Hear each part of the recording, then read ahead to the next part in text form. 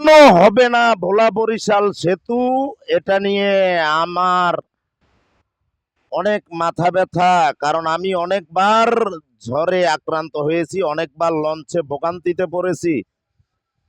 আমি চাই ভোলা বরিশাল সেতু অতি দ্রুত বাস্তবায়ন করা হোক।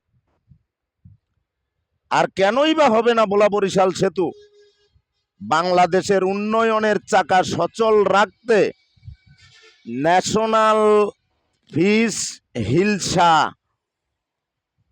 100% উৎপাদনশীলতার মধ্যে 40% উৎপাদন ভোলা জেলা থেকে। মানে ইলিশ মাছ 100 ভাগের ভিতরে 40 ভাগ ইলিশ উৎপাদন হয় বছরে ভোলা জেলা থেকে।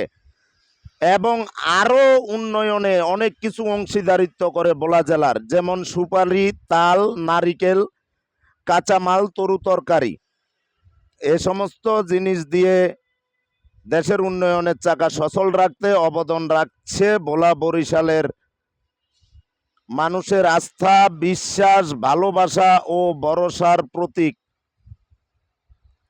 মাননীয় সংসদ সদস্য 117 ভোলা 3, মাননীয় মন্ত্রী মুক্তিযুদ্ধ বিষয়ক মন্ত্রণালয়, মাননীয় স্পিকার জনাব মেজর এবং হাফিজউদ্দিন আহমেদ বীর বিক্রম আহমেদ, আমি আপনার কাছে আকুল আবেদন করছি, ভোলা বরিশাল সেতু নিয়ে অতি দ্রুত কার্যক্রম শুরু করা হোক। সংসদে তোলপাড় হোক ভোলা বরিশাল সেতু নিয়ে। বিভিন্ন দেশের সংসদ সদস্যরা তাদের দেশের একটা কালভার্ট, সামান্য ব্রিজ নিয়ে তোলপাড় করে যাচ্ছে সংসদ। আমরা দেখতে পাচ্ছি কুড়িগ্রামের